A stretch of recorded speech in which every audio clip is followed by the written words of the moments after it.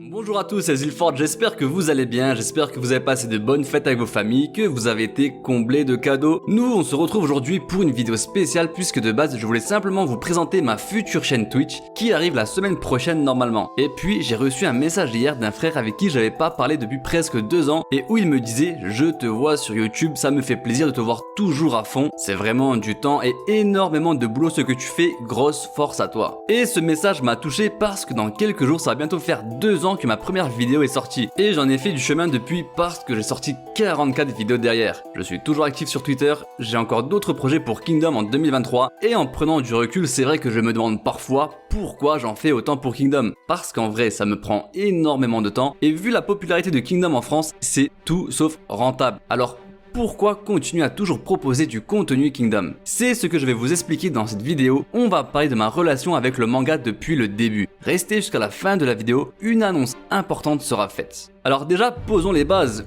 Où, quand, comment commence mon aventure Kingdom? Mon aventure Kingdom débute en 2015, ça fait donc déjà presque 7 ans maintenant, et c'était sur Twitter. Un compte faisait régulièrement des tweets sur Kingdom, compte qui n'existe plus maintenant et je me rappelle plus de son nom malheureusement, et 2 de ces tweets avaient particulièrement attiré mon attention. La première, c'était un extrait de la saison 2, le passage où Renpa serre dans ses bras ses officiers pour les encourager, et derrière on voyait un plan sur l'armée de Wei, et ça m'avait fasciné. Dans le deuxième tweet, il montrait la planche où Sei rejoint Shin sur les remparts de Sai pour le soutenir et il avait mis en légende un truc du genre incroyable roi qui se déplace sur le front pour motiver ses soldats. Et moi, il m'en fallait pas plus pour me lancer dans le manga. Il faut savoir que moi depuis très jeune j'ai 4 passions dans la vie et quand vous allez les entendre, vous allez très vite comprendre pourquoi j'aime autant Kingdom. Mes 4 passions depuis mon enfance sont l'histoire, les guerres, les stratégies et les mangas. Donc quand je découvre Kingdom pour la première fois, je suis comme un fou parce que j'avais trouvé mon Graal. J'avais trouvé quelque chose qui réunissait toutes mes passions.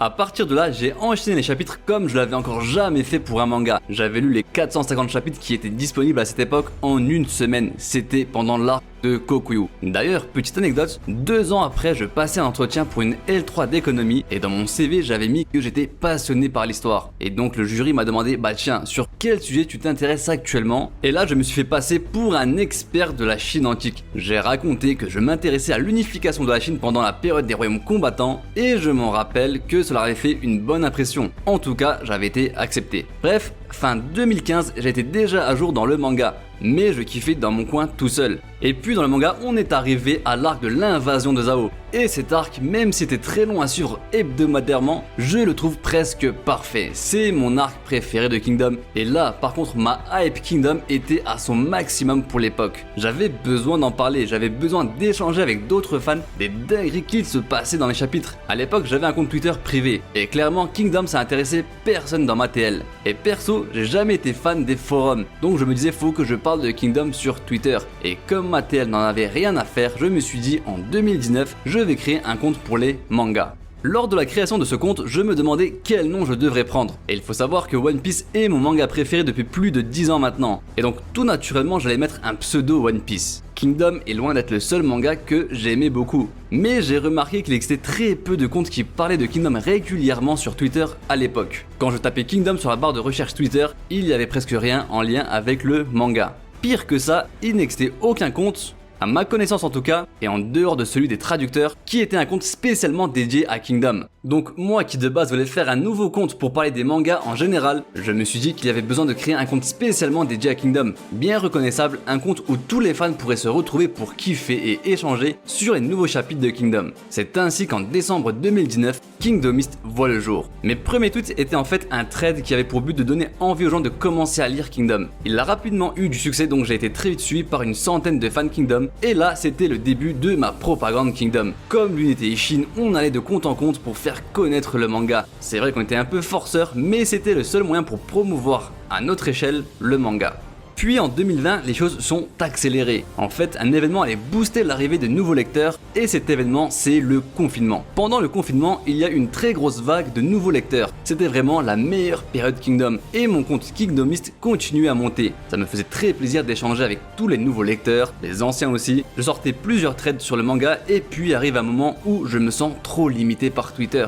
J'avais besoin de parler plus en profondeur du manga, il y a tellement de choses à dire, j'avais envie de développer encore plus mon avis sur les chapitres de la semaine. J'avais aussi une sorte de frustration en moi parce que sur YouTube à l'époque, je trouvais presque aucune vidéo sur Kingdom, encore moins de compte YouTube spécialement dédié à lui. Mais moi j'avais besoin de ma dose et donc comme pour Twitter, je me suis dit, bah écoute Kingdomist, si personne le fait, t'as qu'à te lancer. C'est comme ça qu'en décembre 2020, je commence l'écriture de ma première vidéo présentation de Kingdom, qui sortira finalement un mois plus tard. J'ai longtemps hésité à créer cette chaîne YouTube, mais j'avais tellement ce besoin de parler de Kingdom qu'à un moment je me suis dit ça y est, faut que je me lance. Et aujourd'hui, je suis très fier de cette chaîne. 2 ans plus tard, on a atteint les 8000 abonnés. Alors, je sais que c'est pas grand chose comparé aux autres youtubeurs manga, mais je suis très fier d'avoir une commu Kingdom solide derrière moi. Certes, on n'est pas beaucoup, mais on continuera à propager ce manga encore longtemps si Dieu le veut. Et c'est toujours dans cette volonté de souder la communauté Kingdom, de la faire avancer, de la faire grandir, que j'ai pris la décision de créer une chaîne Twitch dédiée à Kingdom qui va sortir la semaine prochaine. L'objectif principal de ce Twitch, c'est qu'après Twitter et YouTube, qu'il devienne l'ultime plateforme d'échange entre les fans de Kingdom. Dans ma vision des choses, je veux que vous, les fans du manga, vous me rejoigniez en live pour discuter en direct de Kingdom. Ça pourrait être après la sortie d'un nouveau chapitre par exemple, ça peut être en fin de semaine, on peut choisir quelques sujets en lien avec le manga et en débattre. Enfin bref, vous avez compris l'idée. Je suis passé quelques fois sur le live du frérot Fumigène H,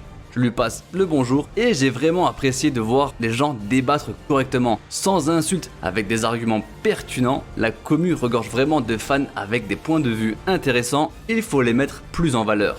Je précise que je continuerai à faire des vidéos sur YouTube, mais parfois si j'ai la flemme de me lancer dans une vidéo review, je pourrais directement lancer un live et pour ceux qui ne seront pas présents, pas de panique, les rediffusions seront disponibles sur ma chaîne YouTube. Et pour pouvoir s'organiser de la meilleure des façons, j'ai mis en place un Discord Kingdom où vous pourrez venir parler du manga et c'est aussi par là que vous me rejoindrez pour les lives. Je mets le lien en description. En tout cas, j'espère que vous serez très nombreux à me rejoindre sur Twitch. On est déjà plus de 250 pour l'instant. Je vous mets le lien là aussi dans la description pour pouvoir me follow.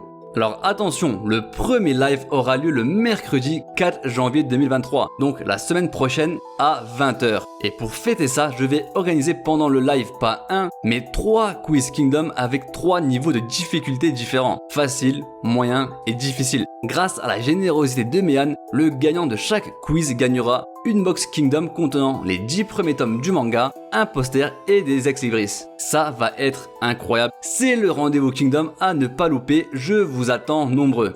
Allez, prenez soin de vous. Ciao.